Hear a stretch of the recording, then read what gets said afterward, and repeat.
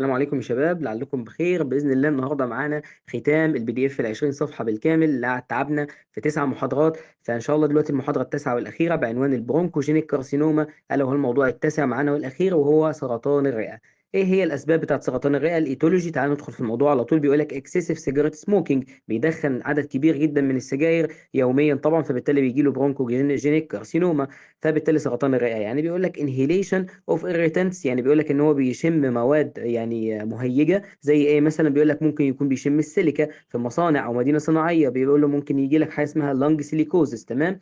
فبالتالي بعد كده ممكن يقول لك حاجه اسمها الكوبالت داست ان ماينز، يعني بيقول لك لو هو عامل في منجم او في كهوف او حاجات زي كده، بيقول لك ان هو ممكن يشم الكوبالت داست او بخار الكوبالت او اللي هو تراب الكوبالت، ممكن يجي له برضه نفس الموضوع، سرطان في الرئه.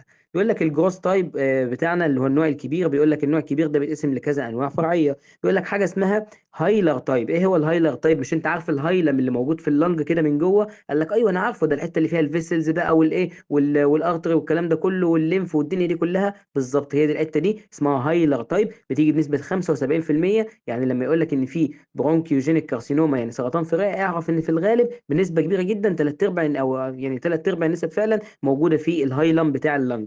بيقول لك والله ده ارايزز از 1. بيقول لك ان هي موجوده في حته واحده بس في المين برونكاي، يعني موجوده في مين برونكاي اون ذا او ان ذير برايمري ديفيجنز بتاعته، الانقسامات الرئيسيه بتاعته في البدايه خالص. بيقول لك ان هي بتيجي من المكان ده. بعد كده بيقول لك ليدز تو برونكيال اوبستراكشن، تبدا ان هي تعمل لي سده او انسداد في البرونكيال فيسل اللي موجود معايا ده، وبالتالي البرونكيال ده او البرونكاي دي مش هتقدر ان هي توصل لي الهواء. هو مش فيسل طبعا، ده هو يعني وعاء هواء بس بيوصل لي الهواء، فبالتالي بيقول لك ايه، بيتسد للاسف. فبالتالي بيكون secondary changes in the lung، تبدا ان هي تظهر لي تغيرات ثانويه في اللنج، زي مثلا اتيليكتسز والنيمونيا واللنج ابسز. اتيليكتسز طبعا هيبدا ريكويل يحصل، هيبدا نيمونيا تظهر معايا طبعا والتهاب والكلام ده كله، وبعد كده تبدا تظهر معايا برضه اللنج ابسس، خراج يبدا يطلع من هنا ومن هنا ومن هنا، وتبدا الموضوع يسوء. بعد كده بيقول لك في حاجه اسمها بريفرال تايب. بعد ما خلصنا الهايلر تايب، بيقول لك البريفرال تايب ده في حته على الجنب من اسمه كده، بيقول لك ارايزز فروم سمولر برونكاي. بيقول لك سمولر برونكاي، يعني بيقول لك برونكاي حته بسيطه كده من الايه، من الشعيبات الهوائيه والقصيبات الهوائيه دي، بدا يحصل لها ريمينز او بدات ان هي تتسد. يعني بيقول لك بيبقى ريمينز اسيمتوماتيك فور ا لونج تايم، يعني لمده فتره طويله بيكون اسيمتوماتيك ملوش اعراض خالص. بعد كده بيقول لك ذيس تايب انكلود حاجه اسمها البانكوست تيومر. ايه هو البانكوست تيومر ده؟ قال لك ده عباره عن تيومر which arises in the apex of the lung، يعني بيجي في الابيكس بتاعت اللنج في الكلافيكل من فوق خالص، وبيبدا ان هو بعد كده كوزس الميدياستاينال سيندروم. فتخلي بالك بقى من الكلام ده كله، ميدياستاينال سيندروم اللي هو من انواع الهايلم يعني والتفاصيل بتاعته، لكن ده بريفرال. خلي بالك ان هو جه بريفرال في الابيكس، لكن سبب لي مشكله في الميدياستاينم، فعمل لي الميدياستاينال سيندروم. الهيستوري بتاع العيان ده بيكون ان الهيستولوجي، سوري مش الهيستوري، الهيستولوجي بتاع العيان ده بيكون سكويموس سيل كارسينوما بنسبه 60%، حاجه اسمها اوت سيل كارسينوما يعني سرطان الخلايا الشوفانيه، لان فعلا بتبقى عامله زي الشوفان في شكلها، ده اللي مكتوب طبعا في المراجع بنسبه 30%. بيقول لك بعد كده ات كومبوزد اوف ان ديفرنشال سيل سمول سيل، يعني ده معناه ان هي خلايا صغيره غير متخصصه في شيء معين، مش خاصه بحاجه معينه. بيقول لك فيري سكينتي فايبرس ستروما، بيقول لك ان هي ضعيفه جدا ومكونه طبعا للفايبر. بيقول لك ان هي بتعمل يعني بتعمل فايبر حواليها، وهي للاسف فيري سكينتي ضعيفه جدا، لكن تخيل ان هي بتعمل لك يعني فايبرس ستروما، يعني شبكه كبيره من الفايبر. بعد كده بيقول لك ان هو للاسف موست مالجنانت فرايتي، ان هو في الغالب بيكون مالجنانت وبيبدا ينتشر في الجسم كله. بعد كده بيقول لك ان في حاجه اسمها ادينو كارسينوما، دي بتبدا تحصل برضه بنسبه 10%. يبقى احنا كده خدنا السكويموس سيل كارسينوما 60%، الاوت سيلز 30%، والادينو كارسينوما بتحصل في الفيميلز اكتر 10%. يبقى كده قفلنا ال 100% بالكامل. بيقول لك السبريد او الانتشار بتاعه ممكن يكون دايركت عن طريق الميدياستاينم او البلورا او الشيست وول او الاس في سي اللي هو السبيرو فينا كيفا او البريكارديوم اللي هو الغشاء المحيط بالهارت. بعد كده ممكن يكون ليمفاتيك، ان هو انتشر عن طريق الليمف، عن طريق مين؟ الهايلر اللي قلت لك عليه، الهايلم اللي موجود يبقى الهايلر تايب. ممكن يبقى سبريد عن طريق الليمف نودز اللي موجوده في المكان ده، وبالتالي ممكن يحصل له ايه؟ بيقول لك then to the tracheal bronchial and lower deep cervical nodes. بيقول لك هتبدا برضه توصل للسيرفايكال، وتبدا ان هي توصل لي بقى الليمف كله، والليمف ده يبدا ينشرها في الجسم كله، تمام. فبالتالي اللنج كانسر دي ممكن تنتشر وتحصل لها ميتاستيك في الجسم كله. فتخيل توصل من اللنج للجسم كله، ممكن تنتشر عن طريق البلد من الليفر او من الادرينالز اللي هي الادرينال جلاند يعني، وبعد كده البرين، وتبدا برضه توصل للبونز. بعد كده بيقول لك الكلينيكال بيكتشر العام بيجي بيها دي حاجات كتيره جدا جدا جدا، دي اللي هنبدا نتكلم عليها. يعني حرفيا هي دي اللي واخده السلايدين بتوع المحاضره كلهم. الكلينيكال بيكتشر قال لك حاجه اسمها ان اندايسوس او الانسايديوس تايب. الانسايديوس تايب ده اسمه الورم الخبيث التدريجي. يعني ده خبيث، ليه خبيث؟ لانه في الاول بيبدا مش باين، يعني ملوش اعراض، لكن مره واحده يظهر، ويظهر خبيث، يظهر تدريجي، واول ما يظهر للاسف يبدا انه يعمل لي مشاكل كبيره جدا جدا جدا. بيقول لك ان اللي هو الانسايدوس اونست، يعني هو بشكل طبيعي كده ان هو طبيعته تدريجي. بيقول لك دراي هيموبتسيس، يبدا بكحه جافه، والكحه دي معاها ترجيح يعني معاها دم، طبعا بيكح دم، لكن هو دراي مفيش اي سبيوتم طالع، يعني دم بس. بيقول لك وديزنيا وشيست بين، ده اسمه انسايدوس تايب. فبالتالي بيقول لك ده الخبيث، ده الخبيث ده بيجي مره واحده ومحدش بيقاس بيه، ويجي مره واحده تدريجي، واول ما يجي يعمل الكلام ده كله. بيقول لك اكيوت تايب، طبعا في اكيوت نيمونيا. بيقول لك فيلز تو ريزولف، للاسف ان هو بتحاول تترجعه لاساسه مش بيرجع، تحاول تديله علاج مش بيرجع، ده بيكون اكيوت مش بيرجع للاسف لحالته الطبيعيه خالص. بعد كده بيقول لك ممكن يكون ليتنت تايب، بيكون اسيمتوماتيك. بيقول لك ديسكفرد اكسيدنتلي باي روتينلي اكس راي، يعني ممكن ان هو ليتنت يعني متاخر كده، ممكن يجي للشخص وهو عنده مثلا 50 سنه، ويظهر وهو عنده مثلا 80 سنه. هو بيعمل شيست اكس راي بطبيعته، بسبب خبطه او حاجه زي كده، اكتشف ان هو عنده ليتنت تايب من الكارسينوما، اكتشف ان هو عنده ورم متاخر في الرئه، وسرطان في الرئه بشكل متاخر، بس الحمد لله ان هو ايه، غير فعال واسيمتوماتيك، ملوش اعراض الحمد لله. بعد كده بيقول لك ان في حاجه اسمها بانك كوست.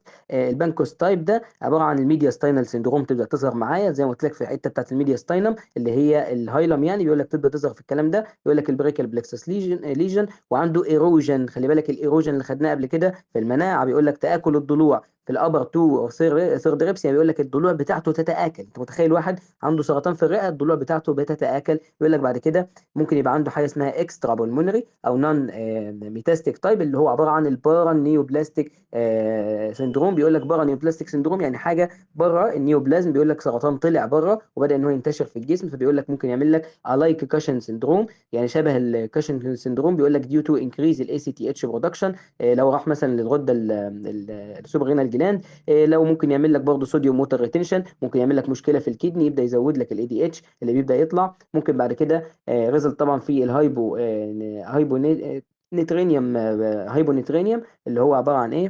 الهايبونيتريميا دي معناها نقص الصوديوم في الدم. وبعد كده بيقول لك ان الووتر انتوكسيكيشن، يعني بيقول لك في تسمم ميه هيبدا يحصل معاه، وحاجه اسمها سيريبرال سندروم هتبدا تظهر برضه معاه بسبب الاي دي اتش. الاي دي اتش ده عمل لك توازن للخلايا كلها للدم، فدلوقتي للاسف مفيش اي توازن يحصل بسبب الاكسسيف بتاعه ان هو زاد زياده عن اللزوم. بيقول لك بعد كده هايبر كالسيميا، بيقول لك زياده في الكالسيوم في الدم. بيقول لك كوزد باي باراث هرمون طبعا لايك بولي بيبتايد. كل ده هيبدا يتاثر للاسف ان الورم ده راح لكل اعضاء الجسم، بدا ياثر عليها كلها. بيقول لك حاجه اسمها التندر جينيكوميستيا، بيقول لك ديو تو اكتوبيك. يعني ايه اكتوبيك دي؟ يعني ده معناه ان هو حاجه خارج افراز الغدد، يعني مش الغدد اللي بتفرزها.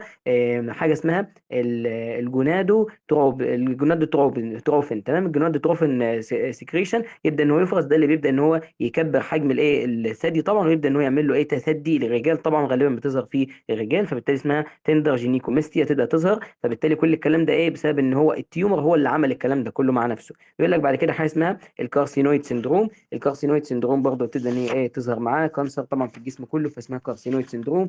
اخر صفحه طبعا معانا في البي دي اف كله، بيقول لك مالجنانت نيورو مايوباثايسيس، بيقول لك ان هي اورام العضلات العصبيه الخبيثه. قال لك ان هي which probably results from الابوريشن دي معناها تكوين elaboration of antibody to antigen delivered from هرمون، يعني الانتيجين بتاع الهرمون ده اداني انتيجين، تمام. هو الهرمون عباره عن انتيجين اصلا، فانا بعمل له انتي بودي علشان ابدا ان انا احاربه، فبالتالي ده اسمه مالجنان نيورو مايوباثايسيس، تمام، اورام العضلات العصبيه الخبيثه. بيقول لك بعد كده ديس انتي بودي هتبدا انت تعمل لك الانتي بودي دي، هتبدا تروح على الورم ده وتدمره. طب ما الورم ده انا قلت لك ان هو ممكن يبقى موجود في الكدني، ممكن يبقى موجود في الليفر، ممكن يبقى موجود في الادرينال جلاند، ممكن يبقى موجود في الثيرويد جلاند، ممكن يبقى موجود في حتت كتيره جدا، فهيأثر على كل الاماكن دي، يدمر الورم بالمكان اللي ماسك فيه. يقول لك هيبقى يعمل لك ديجنريتيف تشينجز في البرين وبارتيكولار طبعا في السيربيلم. هيبدا يعمل لك المشاكل دي كلها علشان الورم ده بيروح للسيربيلم برضه. وبعد كده بيقول لك في حاجه اسمها المياثينيا لايك ديزيز، بيقول لك حاجه شبه المياثينيا جريفيس، بيقول لك دي اسمها مياثينيا لايك ديزيز. حاجه اسمها ايتون لامبرت سندروم، دي تبدا تظهر معايا برضه. بيقول لك البريفرال نيورايتس بيبدا يظهر برضه، التهاب الاعصاب الطرفيه بيبدا يظهر مع العيان ده، وكل الكلام ده بسبب المالجننت نيورو مايوباثايتس. تمام. بعد كده بيقول لك ان في بولمونري اوستيو ارثروباثي، يبقى عباره عن اوستيو بولمونري اوستيو ارثروباثي، ده عباره عن اعتلال المفاصل العضلي بسبب الايه، بسبب اللنج. فبالتالي بيقول لك مي اكيور ايفن وين السمول اسيمتوماتيك كانسر، الكانسر ده اللي ملوش اي اعراض. فبالتالي بيقول لك مره واحده يبقى صدن اونست، يبقى كلابنج في الفنجر، الفنجر بتاعته تبقى مفلطحه، اضرافه مفلطحه يعني. ويقول لك ايديما وسويلنج طبعا يبدا يظهر معاه في السمول جوينتس بتاعت الهاند والانكل، البين يبدا يظهر في النيس طبعا، في الركب بتاعته. بعد كده بيقول لك ريموفال اوف تيومر، لو انت شلت الورم ده از فولود باي، يتبع ذلك على طول فاست دراماتيك ريليف اوف جوينتس بين، ورابط كمان سبسايد للكلابنج، يعني ده معناه ان هو هيشفى سريعا من الالم بتاع الجوينتس اللي كان موجود معاه فاست دراماتيك ريليف، هيبدا يعيش الالم ده يشفى تماما. ويقول لك رابط سبسايد يعني يرجع لحالته السليمه في الكلابنج اللي كان حاصل ده، وبالتالي يرجع سليم ويرجع لحالته الطبيعيه. الانفستيجيشن اللي هنبدا نعملها بلين اكس راي طبعا بدون صبغه، هنبدا نلاقي حاجه اسمها الكوين شادو، حاجه كده شبه ظل العمله، كان في عمله كده دائريه ليها ظل، فبالتالي هو ده طبعا ظل التيومر او الشادو بتاع التيومر. فبالتالي بعد كده نعمل سي تي، نبدا نشوف الاكيوريت لوكالايز التيومر، بنشوف بعد كده ديتكت الميدياستاينال ليمف نود انلارجمنت، تحديدا في الميدياستاينم، عشان قلنا الميدياستاينم دي هي الهايلم، هي الهايلر طيب، هي اللي بيبقى فيها الورم ده في الغالب بنسبه 70% او 75%، ثلاث ارباع النسب. بعد كده بيقول لك في حاجه اسمها برونكوسكوبي، ببدا ان انا اعملها واعمل بايوبسي زي ما انت شايف الدكتور ده بيبدا يعمل بايوبسي، يبدا ياخد عينه من حاجه اسمها السكانيليال نود بايوبسي. الاسكالينيال نود بايوبسي دي عباره عن عينه من الغدد الليمفاويه اللي هي ناحيه عضله الاسكاليناي. تمام.